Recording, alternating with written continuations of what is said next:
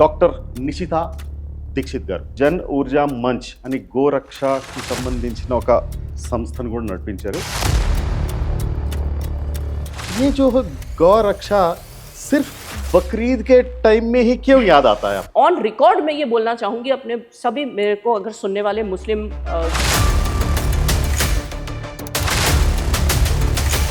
हैदराबाद इतना ज्यादा इस चीज में एक्टिव है. तो आपका कहने का मतलब क्या है? सीधा बोलिए. कि यहाँ पे लोग खुलेआम गौहत्या कर देते हैं लेकिन एक्शन नहीं होता है.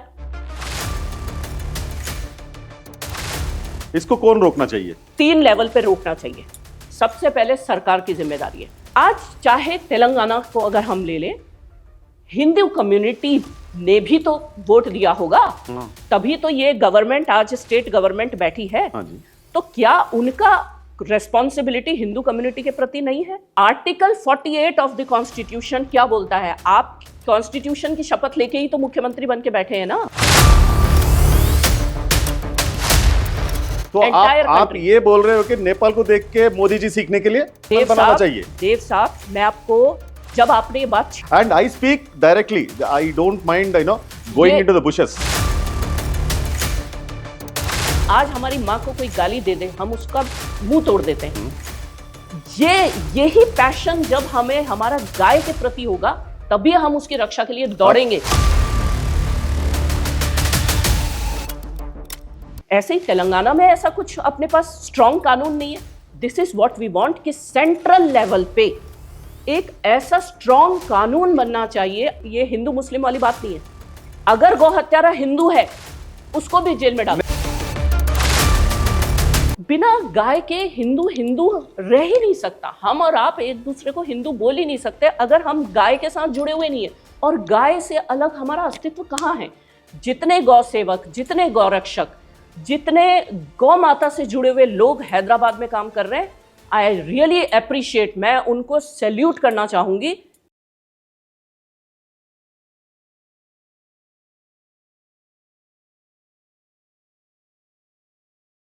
హలో, హాయ్, నమస్తే. నేను మీ దేవ్.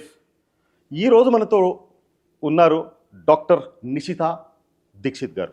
సో నిషిత దీక్షిత్ గారు ఏంటంటే she a doctor and she comes from Ahmedabad. ఇక్కడ హైదరాబాద్ నుంచి తనకి చాలా జ్ఞాపకాలు ఎన్నో ఉన్నాయి తనకి. సో తను వచ్చేసి జన్ ఊర్జా మంచ్ అని గోరక్షకి సంబంధించిన ఒక సంస్థను కూడా నడిపించారు. సో ఈరోజు దీక్షిత్ గారితో మనం మాట్లాడదాం. బేసిక్ అంటే గోరక్ష గురించి తను చేస్తున్న పోరాటం ఎక్కడి వరకు వెళ్తుంది అని చెప్పేసి దీన్ని మాట్లాడే ప్రయత్నం చేద్దాము. ఇది ఏంటి బేసిక్, ఇప్పుడు బక్రీద్ వస్తుంది. ఈ బక్రీద్ అప్పుడే ఇవన్నీ ఎందుకు అనే విషయం మనం డైరెక్ట్గా నిషిత దీక్షిత్ గారితో మాట్లాడే ప్రయత్నం. नमस्कार निशिता जी. नमस्ते. कैसे हो आप? मैं एकदम बढ़िया हूँ. सो आप हैदराबाद आए हो. Very good madam. आपको हैदराबाद कैसा लगता है? हैदराबाद मेरे दिल के बहुत करीब है. बहुत सालों रही हूँ मैं हैदराबाद में. अभी भी मैं हैदराबाद आती ही रहती हूँ. इनफैक्ट जो आपने अभी पूछा कि आप आए हैं बकरीद के पहले और अपना जो भी आपने अभी, नहीं, उसके बारे में तो अपन बाद में बात करेंगे. पहले तो आपके और आपके फैमिली के बारे में बात करेंगे. सिर्फ हमारे श्रोताओं के लिए बताने के लिए सिर्फ 1-2 मिनट. आपने जो हैदराबाद के लिए बोला, हैदराबाद मेरे दिल के बहुत करीब है. In fact Telangana as a whole I love the culture. और साउथ स्टेट्स में अगर जो ब्यूटिफुली अगर कल्चर को किसी स्टेट ने कैरी किया है तो लिटरली तेलंगाना. और Bathukamma is my favourite festival. Okay, आप कभी गए हो बतकम्मा? जी हाँ. खेले हो आप? जी. अरे बढ़िया मैडम. बतकम्मा खेलने में मजा आ गया? बहुत मजा जितना गरबा खेलने में आता है उतना उससे भी ज्यादा बतकम्मा खेलने में. बढ़िया मैडम. अभी आप फैमिली के बारे में, यानी कि मैंने सुना था कि आपके हस्बैंड भी डॉक्टर है. आप भी डॉक्टर, हस्बैंड भी डॉक्टर है. और आपके बच्चे क्या है? जस्ट उसका एक इंट्रो दीजिए. हम दोनों डॉक्टर्स हैं. बिटिया है मेरी. और हम लोग अपने देश की संस्कृति धर्म से बहुत जुड़े हुए हैं, बहुत करीब हैं. आध्यात्मिक लेवल पर भी मैं एक ऐसे परिवार को बिलोंग करती हूँ. मेरा जो फैमिली बैकग्राउंड है, मैं हमारी जो जड़ों से, संस्कृति से जुड़ा हुआ ही मेरा परिवार है. गौ गंगा गायत्री. हमें ऐसा लगता है कि हमने भारत भूमि पे जो जन्म लिया है, हमसे ज़्यादा सौभाग्यशाली इस धरती पे कोई और नहीं है. हमसे मतलब आप और हम सब. हाँ जी. तो हम इस धरती पे जिस धरती पे राम और कृष्ण चले हैं, घूमे हैं, पैदा हुए हैं, खेले हैं, बड़े हुए हैं, हम भी उसी धरती पे, तो हम लोग उस संस्कृति वाले लोग हैं। और मेरी पूरी फैमिली ही गौरक्षा अपना देव। अच्छा, बेसिकली मुझे जी ये बताइए दीक्षित जी जी, जी ये जो जन ऊर्जा मंच बोलकर आपने जो जी संस्था लगाया जी है, जी। शायद तक 8 साल या 9 साल हुए, हाँ 7 साल हाँ वो जी। आपने, इसका कारण क्या है, इसके पीछे वाला मतलब बोलिए। जी जी देखिए, ऐसा है कि हम लोग काफ़ी समय से समाज सेवा के कार्य तो कर ही रहे थे। भले ही मैं डॉक्टर पेशे से हूँ, लेकिन बचपन से ही एक मेरा ये उद्देश्य रहा कि मैं समाज के लिए कुछ ना कुछ करती रहूँ। तो मैंने अपनी मेडिकल की प्रैक्टिस के साथ साथ एक चैरिटेबल प्रैक्टिस भी काफ़ी समय करी। और जन ऊर्जा मंच को एस्टैब्लिश करने के पीछे कारण भी यही था कि हम एक ऐसा मंच बनाएं, मेरे जैसे और भी ऐसे बहुत से अच्छा, ये जन प्रोफेशनल। ऊर्जा मंच करता क्या है? हाँ वही, मेरे जैसे, जैसे आपने पूछा ना कि आप इसमें क्यों इन्वॉल्व हुए, तो मेरे जैसे ऐसे लाइक माइंडेड बहुत लोग हैं जो अपने प्रोफेशनल लाइफ में भी बहुत एक्टिव हैं, but they have a sentiment for the society कि हम अपने समाज के लिए, देश के लिए कुछ करें। तो ऐसे ही हम कुछ लोगों ने बैठ के सोचा कि हम अपने अपने लेवल पे अलग अलग छोटा छोटा काम कर रहे हैं, क्यों ना हम सब एक साथ आकर। आर्मी में भी जा सकते थे आप। नहीं उतना नहीं, डॉक्टर बनने के बाद अब आर्मी की तरफ जाना आप थोड़ा। आप बताए थे कि नहीं, मेरा ये उद्देश्य है, हाँ ताकि ना कुछ करना है। हाँ आप वैसे भी आर्मी में जा सकते थे। बिल्कुल जा एंड सकते मेरा थे, वही पूछना था बिल्कुल, मुझे, बिल्कुल। जन ऊर्जा मंच का मतलब, यानी कि अब उसमें आप क्या क्या करते थे? हाँ उसमें देखिए, अगर उस समय मैं मेडिकल में न जाती तो शायद हो सकता है मैं वाकई में आर्मी में चली जाती, क्योंकि मेरे अंदर एक देश प्रेम की भावना बहुत बचपन से ही है, पेट्रियाटिज्म। लेकिन अब जैसे ठीक है, हम डॉक्टर बन गए, आगे प्रैक्टिस हो गया, फैमिली हो गई, लेकिन फिर भी वो चीज़, जज्बा कभी ख़त्म नहीं होता, इनफैक्ट उम्र के साथ और बढ़ता जाता है। तो हमारे जैसे ऐसे डॉक्टर्स, लॉयर्स, ऐसे हमारे पूरा एक ग्रुप ने हमने बैठकर इसको फॉर्मलाइज करवाया। ये जो है होम फॉर द एज के टाइप में है या अनाथ आश्रम के टाइप में है? सब इसमें बेसिकली क्या, मैं आपको बताऊं, नेशन बिल्डिंग जो है ना, वो हमारा मूल उद्देश्य है। जन ऊर्जा मंच का जो स्थापना दिवस है, वो भी नेताजी सुभाष चंद्र बोस की जयंती के दिन हमारा। आगे चल के जन ऊर्जा मंच एक पॉलिटिकल पार्टी का टर्न ले सकता है। अब भविष्य में तो कुछ भी हो सकता है। तो यानी कि आप नेता बनने के ख्वाब देख रहे हो? देखिए देव जी, ऐसा है कि जो ईश्वर ने लिखा होगा वो तो होगा, वो तो होगा ही होगा, होगा। बट कम से कम मन में जो विश्वास है। अगर भगवान ने नेता बनने का कहते हैं अवसर दिया, तो हम पीछे नहीं हटेंगे। अगर भगवान ने हमें ये जिम्मेदारी दी कि हम जो आज समाज के लिए कर रहे हैं, हम कोई पद लेके करें, तो हम पद लेके भी करेंगे। आजकल पद लेके करने वाले कहां पर है? पद लेने से पहले एक बात रहता है, पद लेने के बाद एक बात, वो तो दिखते ही नहीं। आपकी बात सही है। हमारे देश का ये दुर्भाग्य कह सकते हैं कि बहुत लोगों ने ऐसा हमारे साथ किया कि पद लेने से पहले बहुत वादे किए, लेकिन पद लेने के बाद वो वादे सब भूल गए और वो अपने ही विकास में लग गए, जनता के विकास को पीछे छोड़ दिया। लेकिन उनका तो विकास ही विकास हो रहा है, विकास है। लेकिन देखिए, भगवान की कृपा से ऐसा है कि हम लोग, जो हमारे संगठन में जो लोग जुड़े हुए हैं, सब खाते पीते घर के अच्छे वेल टू डू लोग हैं, सब पैसे वाले। कोई पैसे के लिए काम कर ही नहीं रहा है, सब लोग पैसे वाले, सब भगवान की कृपा से वेल टू डू है और अपना धन लगा के समाज के लिए काम करते हैं। आज मेरे संगठन में जितने मेरे साथ साथी गण हैं, इनकम टैक्स बचाने के लिए नहीं साहब, उसमें इनकम टैक्स की जरूरत, वो कोई हमसे रिटर्न फाइल के लिए भी कुछ नहीं कहते कि कोई हमें वैसे दान, अगर दान दे रहे हैं तो इनकम टैक्स को गुप्त दान। ओके, कितने हमने कार्यक्रम ऐसे किए हैं कि हमने, आज मान लीजिए हमने कोई एक प्रोग्राम किया, मैंने अभी कुछ समय पहले गरीब बच्चों के लिए स्केटिंग कंपटीशन किया था। आप देखिए, उनके पास स्केट्स ही नहीं है, तो स्केटिंग कंपटीशन के हमने सबसे पहले एक बस्ती में जाके बच्चों को स्केट्स फ्री में बांटे और फिर उनका कंपटीशन कराया, उनको एनकरेज किया स्पोर्ट्स के लिए आने के लिए। वो दान मेरे एक ट्रस्टी ने चुपचाप स्केटिंग कंपनी में पैसा दे, वो जो शॉप को पैसा दे के 500 स्केट्स भिजवा दिए हमारे पास, 500 पेयर्स। मुझे पता ही नहीं किसने भिजवाया, क्या गुप्त दान, हमारे पास सामान आ गया, हमने बच्चों में बांट दिया। बहुत बढ़िया। तो दिस इज हम भी नहीं पूछेंगे कौन है वो। So nice. हम भी नहीं, वो शायद आपके पति भी हो सकते हैं, कोई भी हो सकता है। तो ऐसा जो आपने पूछा ना, तो उसमें क्या है ना, उन्होंने हमसे कोई क्रेडिट नहीं मांगा, हमको नहीं पता हमें क्रेडिट किसको देना है, लेकिन बच्चों का कितना आज भला हो गया उनका, आज मैं जानती हूँ। एक गरीब बस्ती में रहने वाला बच्चा जो कि देखता है कि कोई सोसाइटी का बच्चा स्केटिंग कर रहा है, मैं भी करूं, हमने उन बच्चे को वो पहले कंपटीशन, पहले वो बच्चे It was- पहले वो बच्चे का पेट भरना चाहिए, फिर बाद में स्केटिंग करेगा वो। बिल्कुल उस दिशा में भी हम काम कर रहे हैं। आपने जो ये बात बोली अन्नदान की, आपको मैं बताना चाहूंगी, कोरोना के समय में जब 2 साल लॉकडाउन का बहुत ही खराब पीरियड चल रहा था, तो हमारे ऑर्गेनाइजेशन ने 5-5, 10-10 किलो अनाज गरीब बस्तियों में जाके बांटा। मैंने खुद अपने हाथ से बांटा है, और फुल 1 मंथ राशन, नॉट ये कि बस एक पोटली बांट दी, फोटो खिंचा दिया, not like that, everything 1 month ration में आटा, दाल, चावल, तेल, नमक, मिर्ची, धनिया, एवरीथिंग, छौंक लगाने के लिए जो लास्ट आइटम चाहिए था, राई, जीरा तक हमने दिया है। तो आप फोटो वाले नेता नहीं है? नहीं है जी, बिल्कुल नहीं है। अच्छा, ये पूरा छोड़ के अभी ये गौरक्षा के लिए कब से काम कर अब रहे हो आप? आपने जो कहा कि गौरक्षा, देखिए हमारा ऑर्गेनाइजेशन है वेलफेयर के लिए, है ना, समाज का वेलफेयर।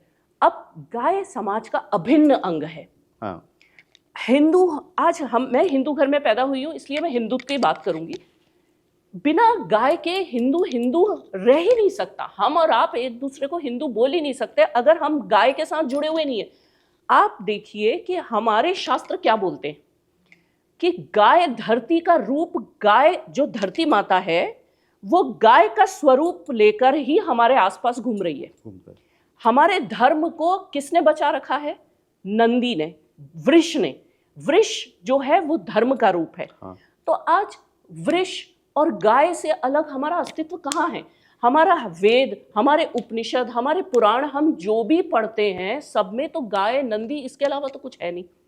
हमारे यज्ञ हवन बिना गोबर के संभव नहीं है। हमारा गृह प्रवेश है वो बिना गौमूत्र के छिड़काव के संभव नहीं है। हमारे जीवन में पंचगव्य दूध जो है, बच्चा जन्म से लेकर मृत्यु तक हम गाय का दूध पी के ही, माँ तो 5 साल बाद दूध पिलाना बंद कर देती है ना। आपने और हमने 5 साल से ज्यादा तो माँ का दूध किसने पिया होगा? नहीं पिया होगा। आजकल तो 3-4 महीने में खत्म हो जा रहा है। मदर्स नहीं पिलाती है, डब्बे पे आ जाते। लेकिन गौ माता हमको बुढ़ापे तक, हमारे मरने तक दूध पिला रही है। आप बताइए, हमारी असली माता से भी ज्यादा हमारे ऊपर तो गौ माता का ऋण है। हर हिंदू के ऊपर गौ माता का ऋण, और नॉट एनी हिंदू। अभी जो आपने ये जो बात छेड़ रखी है, तो हाँ, मैं एक्चुअली एक बात पूछना चाहता हूँ। हाँ। ये जो गौ रक्षा सिर्फ बकरीद के टाइम में ही क्यों याद आता है आपको? नहीं, बाकी बकरीद तो होता है एक दिन का, तो 364 दिन, 364 डेज, ये आप लोग क्यों भूल जाते हो? नहीं, ऐसा नहीं है, ऐसा नहीं है साहब। हम लोग 365 ही दिन काम कर रहे हैं, लेकिन दिखता नहीं वो कभी। वो क्योंकि हम फोटोग्राफी नहीं करते, यही मान लीजिए। वो फोटोग्राफ अच्छा दिखता नहीं, मगर एक कहावत है यहाँ पर, सेल्स में कहावत रहता है, जो दिखता है वो बिकता है बोलकर बोलते हैं। अग्रीड, आपकी बात से मैं सहमत हूँ। हमारे अपने जीवन में हमने गौ माता को इतना हमारे जीवन में, कहते हैं ना, इनकॉर्पोरेट कर रखा है कि प्रतिदिन मेरे घर में पहली रोटी गाय की बनती है। आपने कहा ना क्यों नहीं कर रहे, कर तो मैं रोज ही रही हूँ, या मेरे दोस्त लोग, मेरे साथी लोग रोज ही कर रहे हैं। गौशाला में नियमित रूप से चारा डालने जाते हैं। गाय माता को अगर कोई दवा की, या जो भी हम लोग जिन गौशालाओं से जुड़े हुए हैं वहाँ के लोग हमको बताते हैं आज गाय को ये चाहिए वो चाहिए, वो चीज़ें हम प्रोवाइड करवाते हैं। ऐसा कोई एस्पेक्ट नहीं है गौ सेवा को लेकर कि हमने जिसको टच ना कर रखा। तो ये जो कर रहे हो अहमदाबाद में कर रहे हो? एवरीवेयर। मैं हैदराबाद में भी, मेरा पूछने का मतलब है, आप तो रेगुलरली अभी अहमदाबाद में जो गौशाला है, जो घर के पास जो भी आप वो कर रहे हो, हमारे बराबर। आप ये सोच रहे हो क्या लाइक हैदराबाद में आप जैसे लोग नहीं है बोलकर आप सोच रहे हो? नहीं, ऐसा बिल्कुल नहीं है। हैदराबाद इतना ज्यादा इस चीज में एक्टिव है, मैं आपको बोलना चाहूंगी, and we are proud of it. Hyderabad में हमारे लोग तो काम कर ही रहे हैं, और मैं तो इनफैक्ट ये कहूँगी, देखिए सब हमारे ही लोग हैं, आपके और हम सब कोई अलग नहीं है। जितने गौ सेवक, जितने गौ रक्षक, जितने गौ माता से जुड़े हुए लोग हैदराबाद में काम कर रहे हैं, आई रियली अप्रिशिएट, मैं उनको सैल्यूट करना चाहूँगी। क्या कारण है? क्योंकि यहाँ विचारधारा भिन्न है। अगर आप गुजरात या राजस्थान से कंपेयर करें तो वहाँ एक तरीके से मान लीजिए कल्चरल और बैकग्राउंड को ले लो, ये सब बातों को ले लो, तो उनको हिंड्रेंस उतना नहीं है गौ रक्षा को लेकर। वहाँ पे कहीं ना कहीं कुछ सिस्टम का भी सपोर्ट है, लेकिन यहाँ थोड़ा हिंड्रेंस है।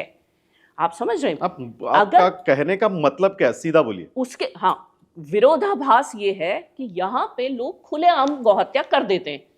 लेकिन एक्शन नहीं होता है। इसको कौन रोकना चाहिए? देखिए, इसको 3 लेवल पे रोकना चाहिए।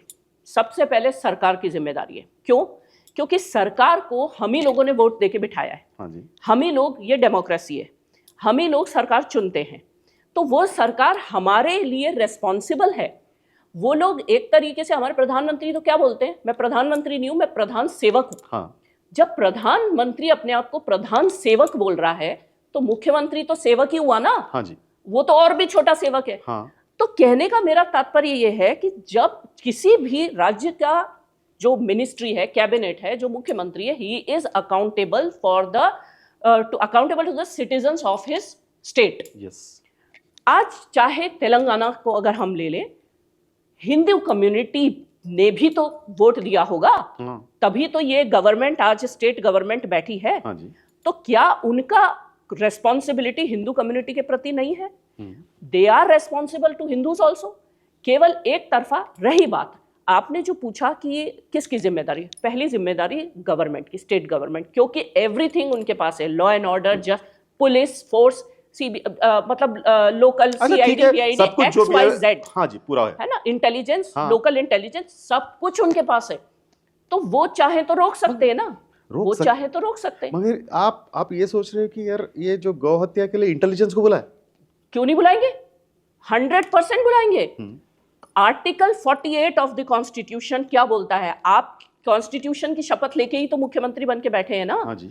कोई भी XYZ, भारत का कोई भी स्टेट का जो एडमिनिस्ट्रेशन है वो तो कॉन्स्टिट्यूशन के आधार पे ही बैठा है।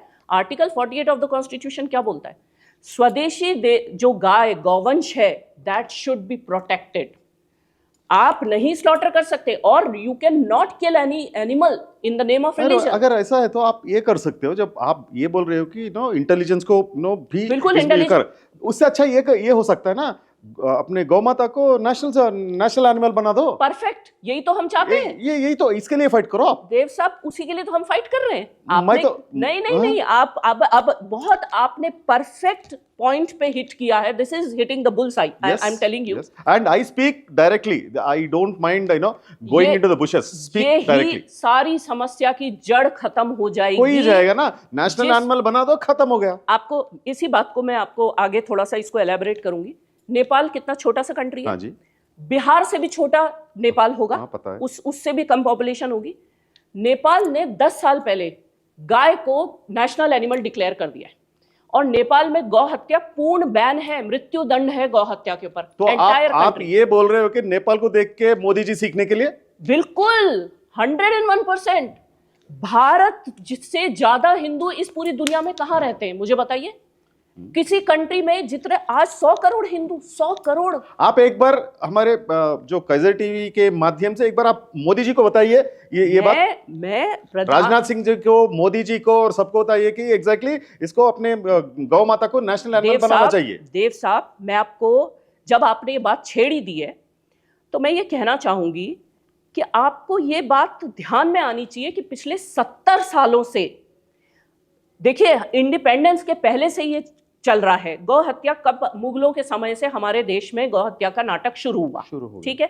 अंग्रेजों ने भी आके गौ माता की चर्बी के बने हुए जब वो कारतूस अपने आर्मी को दिए, तो मंगल पांडे ने विद्रोह किया। 1857 की क्रांति क्यों हुई? क्योंकि अंग्रेजों ने गाय माता की चर्बी से बने हुए कारतूस बनाए, और भारत के जो सैनिक, मतलब भारतीय लोगों को पकड़ के जो इन्होंने सेना बनाई थी, उनको मजबूर किया कि वो कारतूस चलाओ। अच्छा, आप अभी ये हाँ बोलिए जी। तो मंगल पांडे को जब ये पता चला कि इसमें गाय की चर्बी है, तो उसने विद्रोह कर दिया और 1857 की क्रांति हुई। अंग्रेजों ने भी हमारे ऊपर इसी मुद्दे को लेकर बहुत हमें हर्ट किया।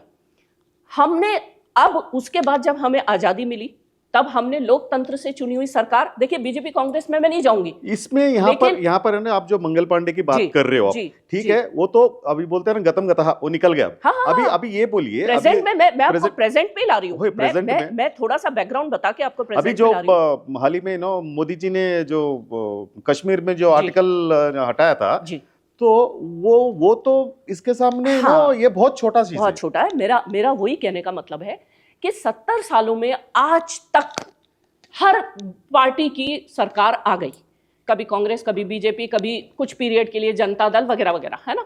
ठीक है, जो जो को भी आए। लेकिन आप देखिए, गौ हत्या के ऊपर पूर्ण निषेध कानून, देशव्यापी राष्ट्रीय कानून आज तक नहीं आया। क्यों?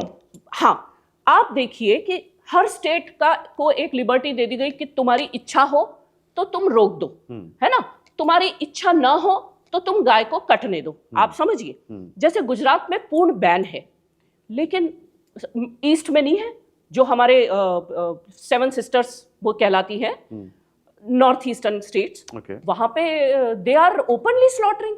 ऐसे ही तेलंगाना में ऐसा कुछ अपने पास स्ट्रॉन्ग कानून नहीं है। This is what we want कि सेंट्रल लेवल पे एक ऐसा स्ट्रॉन्ग कानून बनना चाहिए। आज एक बात बताइए, पॉक्सो एक्ट भी है ना, हाँ। छोटी बच्ची के साथ आप कुछ भी गलत हरकत करेंगे आपको जेल में डाल दिया जाएगा। हाँ जी। है, उसका फायदा हो रहा है ना, अत्याचार कुछ तो फर्क पड़ा। देखिए, कानून से ही डरता है आदमी। लेकिन आज जब तक सेंट्रल कानून नहीं हुआ है, हर स्टेट के छोटे छोटे अपने अपने कानून हैं, इसलिए गौ हत्यारों के पास लिबर्टी है। जहां कानून है वहां तो वो तस्करी करके, जहां कानून नहीं है वहां पे स्लॉटर कर देते हैं। मैं तो वही तो बात बोलना चाहता हूं। मैं यहाँ पर जो है, जो 70 साल में नहीं हुआ, मोदी जी अगर चाहे तो 2 महीने में हो जाएगा। बिल्कुल, देखिए, 2 महीने में पूरा का पूरा हो जाएगा। क्या मतलब पूरा गवर्नमेंट उनके पास है। इनफैक्ट मोदी जी ही कर सकते हैं इस काम को। हाँ। क्योंकि मोदी जी ने पिछले 11 साल में बड़े बड़े डिसीजंस लिए हैं, बड़े बड़े ऐसे ऐतिहासिक फैसले किए हैं, जैसे नोटबंदी, कोई सोच भी नहीं सकता। देखिए, अब मोदी जी ये क्यों नहीं कर पा रहे हैं या क्यों इस काम में डिले हो रहा है, ये तो गवर्नमेंट को ही पता होगा। लेकिन हाँ, डेफिनेटली हम लोग तो गौभक्त और कहते हैं एक सनातनी हिंदू, उनसे यही उम्मीद रखता है और यही अपेक्षा करते हैं हम लोग कि जल्द से जल्द इसके ऊपर एक राष्ट्रव्यापी स्ट्रॉन्ग सेंट्रल एक लॉ एक्ट बनना चाहिए, कानून आना चाहिए कि गौ हत्या, और इसमें मैं फिर बोलूंगी, ये हिंदू मुस्लिम वाली बात नहीं है।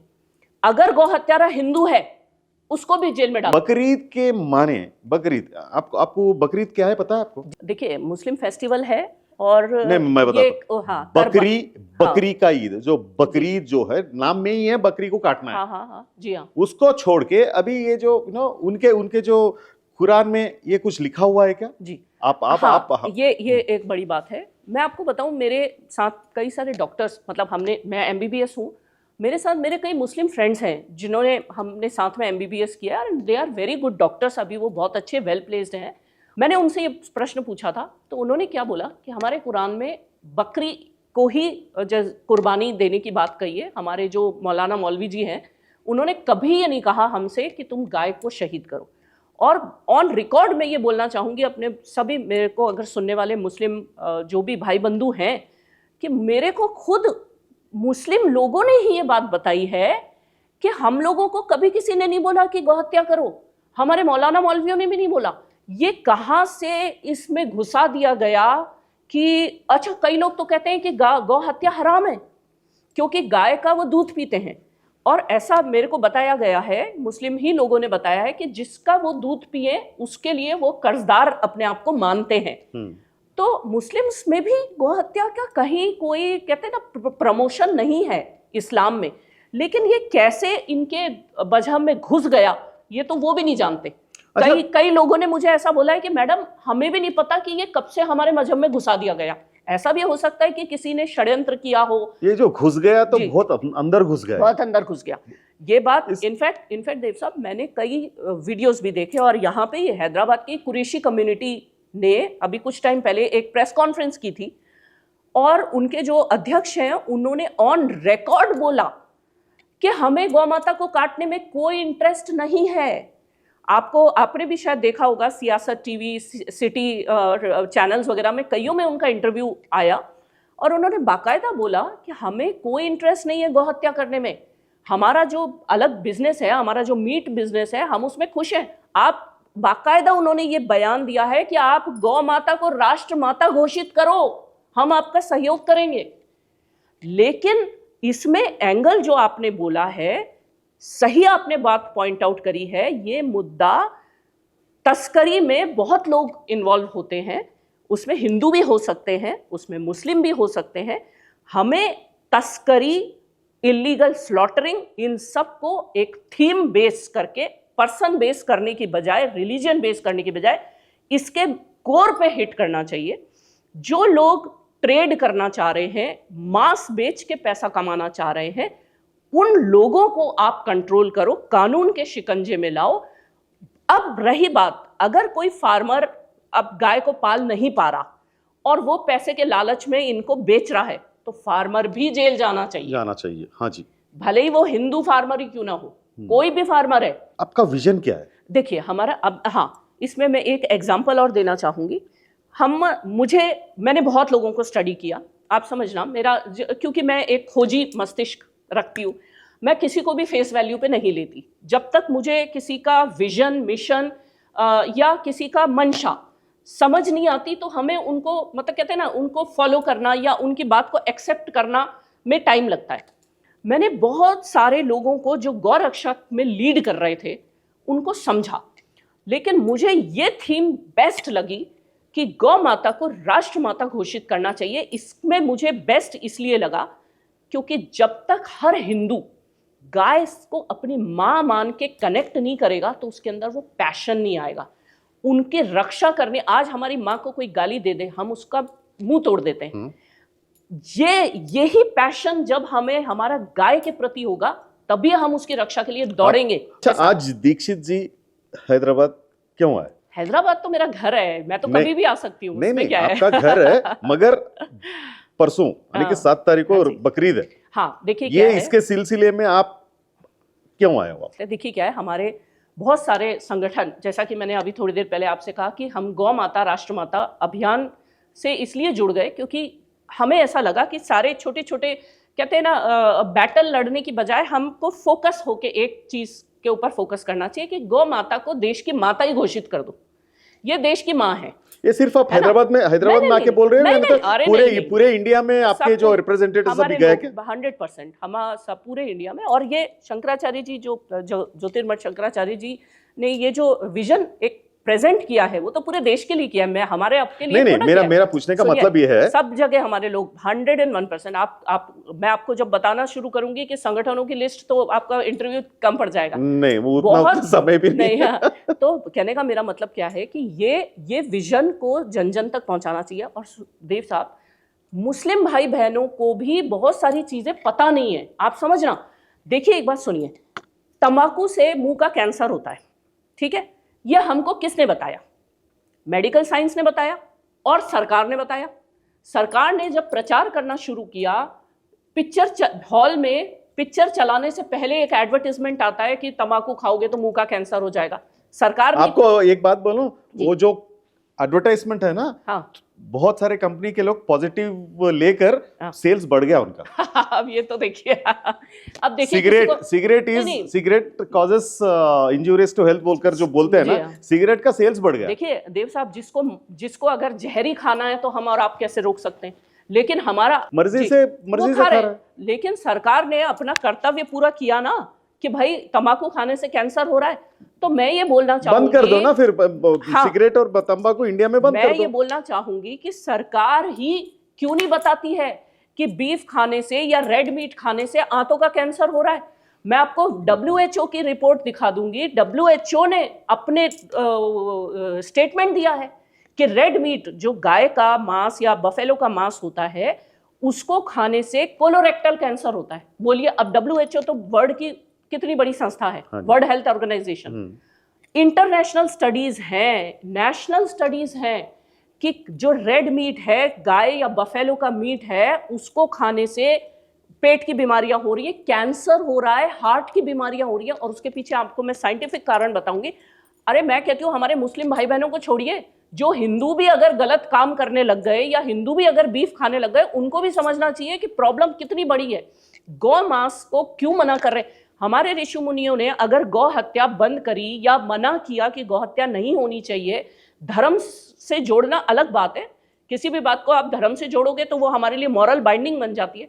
लेकिन उनके पीछे एक विजन भी था कि यह आदमी को बीमार कर देगा, अगर ये गाय का मांस खाएंगे बीमार हो जाएंगे।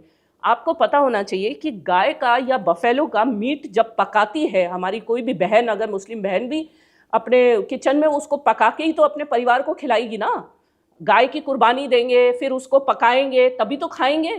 जब वो पकाते हैं उसको, जब वो मैरिनेट करके उसको पकाते हैं तो उसके अंदर से केमिकल्स निकलते हैं। मैं केमिकल का तो नाम क्या बताऊँ, वो समझ ही कोई नहीं पाएगा, लेकिन आप ये समझ लीजिए कि वो जहरीले केमिकल्स होते हैं, उनको टॉक्सिन्स होते हैं वो, और आपके खाने के साथ वो टॉक्सिन जो रिलीज होते हैं वो भी आपके पेट में जा रहे हैं। आप जो चीज बोल अब रहे आप सुनिए, वो जब पेट में जा रहे हैं, आप एक तरफ सोच रहे हो ये हमें प्रसाद मिल रहा है, हमारे अल्लाह का हम प्रसाद खा रहे हैं, और आपके साथ धोखा ये हो गया कि वो टॉक्सिन था। आपने जब उसको पकाया तो उसके अंदर टॉक्सिन रिलीज हुए और वो आपके खाने के साथ आपके परिवार के बच्चों के सबके पेट में चले गए। अब वो अंदर जाके जब वो बीमारियां करेगा तो नुकसान किसका है?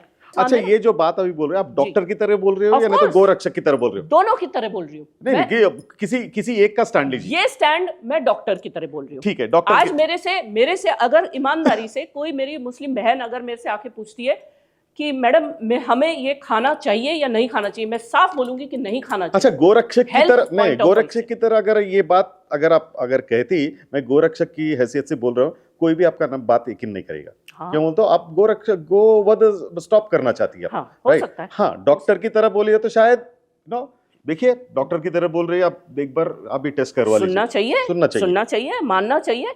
देखिए, अच्छा। जब हम प्रैक्टिस करते हैं देव साहब, आप समझना, देखिए जब आप अगर मान लो लॉ से जुड़े हुए हैं, मान लीजिए कोई जज है, हाँ जी, जब वो अपनी कुर्सी पे बैठता है तब वो जज किसी भी धर्म का नहीं होता। हाँ। वो न्यायाधीश है, न्याय का देवता है, उसको न्याय करना है। उस समय वो ये नहीं सोचता कि मेरे सामने मुस्लिम है कि हिंदू है, वो सिर्फ न्याय की किताब के हिसाब से अपना जजमेंट देता है। जब हम डॉक्टर हैं, हम जब पेशेंट देखने के लिए बैठते हैं, हम ये नहीं देखते कि सामने मेरा पेशेंट मुसलमान है, हिंदू है, जैन है, बौद्ध है, सिख है, क्या है। We never look in that matter, क्योंकि हम शपथ लेके, हमारे को ओथ दिलाई जाती है कि जब मैं डॉक्टर बन रहा हूँ, मैं स्टेथोस्कोप लगा रहा हूँ, और जब मैं अपने फील्ड में, अपने रणभूमि में जाऊंगा तो मैं ये नहीं देखूंगा कि मेरे सामने जो बैठा है वो किस रिलीजन का है। मेरे सामने जो मेरा शत्रु है वो बीमारी है, मुझे बीमारी का वध करना है, मेरे को मेरे मरीज को ठीक करना है। यानी इसीलिए ना एप्रॉन जो व्हाइट कलर रहता है, यानी कि शांति का एकदम तब हम सिर्फ बीमारी पे फोकस करते हैं, वो उसके हमारे पेशेंट के रिलीजन पे हम फोकस नहीं करते। अच्छा, एक बात बताइए, आपको कोई भी पार्टी आपके इस जो चर्या जो कर रहे हो आप, सपोर्ट दिया है अब तक? हमने किसी से मांगा ही नहीं। क्यों? आप करेंगे तो हमें सपोर्ट, अरे हमें तो सरकार का सपोर्ट चाहिए, हमें पार्टी के सपोर्ट से क्या करना। सरकार तो, मेरा पूछने का मतलब ही वो है, यानी कि सरकार का या ना तो पार्टी का कोई ना कोई। देखिए देव साहब, यार नहीं तो आप ये सोच रहे हो चलो आगे चल के जन ऊर्जा मंच भी एक बन जाएगा बोल। जब बनेगा तो बनाएंगे, लेकिन आज हमने कभी किसी सरकार से कुछ नहीं मांगा। ऑन रिकॉर्ड बोल रही हूँ मैं, ऑन रिकॉर्ड बोल रही हूँ, हमारे मंच ने कोई सहयोग, कोई अनुदान, कोई अनुशंसा कुछ कभी किसी गवर्नमेंट से नहीं मांगी। हाँ, हमने अपने काम को समय समय पर गवर्नमेंट के सामने प्रस्तुत किया है। आपका जो पार्टी ऑफिस हैदराबाद में भी ओपन करेंगे? है ना, रजिस्टर्ड तो हैदराबाद में ही हमारा, तो हमारा party office is registered, I mean organisations office is registered in Hyderabad only. Okay, we have been doing so many activities. कहां है? हाँ, और it is pan India operational. Okay, तो पूरा का पूरा सेट कर लिया पैन इंडिया, पूरा का पूरा, यानी आगे चल के इलेक्शन भी लड़ोगे आप? आगे चल के तो भगवान जो उत्तरदायित्व देगा, आज भगवान ने उत्तरदायित्व दिया। सुनिए, आज शायद ही भगवान ने मेरे मुंह से बुलवा दिया, क्या पता, हम तो मानते हैं ब्रह्म वाक्य जनार्दनम तथास्तु। तो कहने का तात्पर्य यह है कि अगर भगवान ने आज हमें प्रेरणा दी ना, आज हम डॉक्टर, इंजीनियर, कई लोग मिले हुए हैं, लॉयर्स हैं, लेकिन प्रेरणा तो भगवान ने दी कि बचाओ गौमाता को या गौवंश को बचाओ, स्वदेशी, आप ये तीनों आपका स्वार्थ, परमार्थ और धर्म सब साध रहा है। तो ये भगवान ने दोबारा अगर प्रेरणा दी कि समाज में पद लेके काम करो तो करेंगे। कल का शेड्यूल क्या है आपका? कल हम लोग सारे जो गौभक्तों की टीम है बैठेंगे, मिलेंगे, अपने लोगों से बात करेंगे। और देखिए, मैं एक और मेंशन करना चाहूँगी, हमारे साथ, हमारे संगठन के साथ शिव कुमार जी कोलिशेट्टी जी हैं, जुड़े हुए हैं, बहुत बड़े विजनरी हैं, उनका युग तुलसी फाउंडेशन है और वो अपने लेवल पे बहुत बड़ा काम कर रहे हैं। और हमें बहुत प्रसन्नता है कि हमारा और उनका सेम विजन है। उन्होंने अभी कल ही 20 गौवंश, देशी गौवंश को छुड़ाया, जो इलीगल तरीके से, जिनका ट्रेड करके, खरीद करके कुर्बानी देने के लिए, ईद पे कुर्बानी देने के लिए कुछ लोगों ने खरीद लिया था। उन्होंने पैसा देके 20 लाख रुपए देके खरीदा। अगर वैसा है तो पिछले शायद ही 8-9 दिन पहले काइजर न्यूज, हमारे काइजर न्यूज, एक हमारे अच्छे मित्र है रामचल्ला जी एडवोकेट और जी, एक जी, अच्छे जी। मित्र है श्रीनिवास बोलकर, जी। श्रीनिवास यादव, मेकला श्रीनिवास जी, जी, यादव। हम लोग ऐसे ही जा रहे थे, दामागुंडम से आ रहे थे, तो हम लोग चेस करके एक डीसीएम को पकड़ लिया था। उसमें 5 या 6 गौ माताएं थे, जी, जी, जी। तो वो पुलिस को बुलवा के हम लोग भी किया है। बहुत बढ़िया। अरे आपने बहुत, मतलब यही तो चाहिए, यही तो चाहिए। देखिए पता है देव साहब, मैं आपको ये बहुत इस बात के लिए अप्रिशिएट करना चाहूँगी। Thank reason you. क्या है कि आज जो देश में एक पिक्चर सेट हो गई है कि गौ रक्षक यानी कि अनपढ़ लोग, आप समझना, हाँ, एक भगवान, मतलब एक मतलब कहते हैं ना, दुर्भाग्य की बात यह है, और मैं भगवान से ये प्रार्थना करूंगी कि ये छवि बदलनी चाहिए, क्योंकि गौ रक्षक को एक माइंडसेट सोसाइटी में ये हो गया कि इनके पास कोई काम वाम होता नहीं है, बेरोजगार लोग हैं और लड़के हैं, अनपढ़ लड़के हैं, टीम बना के बस गाय पकड़ते रहते हैं और इनको कुछ करना नहीं। ये बहुत गलत बात है। आज आप इतने एजुकेटेड हैं, आपने जिनका एडवोकेट साहब का नाम लिया और आपने उनके मित्र का नाम लिया, मुझे बहुत खुशी हुई ये सुन के कि आप लोग एक इंटेलिजेंशिया क्लास से आते हैं, फिर भी आपने ये जरूरी समझा कि गौ रक्षा की जाए और ऐसे ट्रक को आपने पकड़वाया। यही होना चाहिए। मैं आपके चैनल के माध्यम से अपने पूरे देश के पढ़े लिखे वर्ग से, और not only Hindus, everyone, Muslim community, Christian community, Sikh, सबसे मैं ये अपील करना चाहूंगी कि आप देशी गौवंश के महत्व को समझिए। और गौ रक्षा केवल अनपढ़ और ऐसे इधर उधर गांव के लड़कों का काम नहीं है। गौ रक्षा हर एक मनुष्य का कर्तव्य है, धर्म है, उसका फंडामेंटल ड्यूटी है कि हम इस देश में रह रहे हैं। हमारे को फंडामेंटल ड्यूटी, कॉन्स्टिट्यूशन ने ये लिखा है कि गाय की रक्षा होनी चाहिए। तो जब हम कॉन्स्टिट्यूशन को ओबे कर रहे हैं तो हमें गाय की रक्षा करनी हमारे लिए ऑब्लिगेशन है और इसको हमें पालन करना चाहिए। पढ़े लिखे लोग, चाहे आप डॉक्टर हैं, इंजीनियर हैं, लॉयर हैं, कुछ भी हैं, अगर आपको ऐसा लगता है कहीं कोई इलीगल एक्टिविटी हो रही है, आप ये मत सोचिए कि वो कौन सी कम्युनिटी का है, नहीं। अगर कोई भी आदमी इलीगल एक्टिविटी कर रहा है, गौ हत्या कर रहा है या गलत तस्करी में इन्वॉल्व है, ट्रेडिंग कर रहा है, कोई भी इलीगल काम कर रहा है, आप आगे आके सहयोग करके सरकार को रिपोर्ट करिए, पकड़वाइए, पुलिस को कंप्लेन करिए। और देखिए, जन जागृति से ही कोई काम हो सकता है। जब तक एक एक व्यक्ति इस मिशन में नहीं जुड़ेगा, आप सिर्फ एक वर्ग तक सीमित मत रहिए, सब लोग इसको रिस्पॉन्सिबिलिटी बना के आगे आइए। हम गाय को भी बचाएंगे, हम देश को भी बचा लेंगे। और आज मुद्दा गाय इसलिए है क्योंकि हमें समझ में नहीं आ रही है गाय की इंपॉर्टेंस, वेस्टर्न वर्ल्ड को समझ में आ चुका है। उन लोगों ने खुद जर्सी और होल्स्टीन को साइडलाइन करके भारत की देशी गायों को पालना शुरू कर दिया है। अमेरिका में डॉलर्स लेके वो गाय को हग करवा रहे हैं, अपना स्ट्रेस रिलीज करवा रहे हैं। उनको समझ में आ गया कि इंडियन काऊ की क्या इंपॉर्टेंस है। तो अब हमें भी समझ में आना चाहिए। अरब कंट्रीज हमसे करोड़ों रुपए का गोबर खरीद रही है। They are buying for organic farming. Organic farming के लिए हम लोग करोड़ों करोड़ों रुपए का गोबर विदेशियों को बेच रहे हैं और अपनी गौ माता को हम सड़कों पे छोड़ रहे हैं, स्मगलर्स के हाथ में छोड़ रहे हैं। तो we are somewhere now, I think मुझे पॉजिटिव बात करनी चाहिए। नाउ हमें सही रास्ते पे आना चाहिए। हर एक व्यक्ति को, पढ़ा लिखा हो, गांव का हो, इधर का, देहात का, शहरी, अमीर, गरीब, सब इस मिशन पे लग जाओ। अच्छा मैडम दीक्षित जी, बहुत बहुत धन्यवाद। और हमारे जो प्रेक्षक के लिए आपने इतनी अच्छे लाइन्स बोले हैं एंडिंग में, and we wish all the very best आपके फ्यूचर एंडेवियर्स के लिए एंड आपकी पार्टी के लिए, आपकी संस्था के लिए, एंड जो भी आप कर रही हो, we wish you all the very best. Thank you so much. Thanks a lot madam. Thank you. జై గోమాత. జై గోమాత. చూసారు కదండి వ్యూవర్స్, దీక్షిత్ గారు మన కైజర్ న్యూస్కి ఇచ్చిన ఇంటర్వ్యూ ఇది. చాలా చాలా చాలా మంచి విషయాలు చెప్పారు. ఒకసారి మీరు కూడా ఇది ఆలోచించాల్సిన విషయం. గోమాతని రక్షించుకుందాం, మనం గళం ఎత్తుదాము, మన గోమాతని రక్షించుకుందాం. సైనింగ్ ఆఫ్, నేను మీ దేవ్.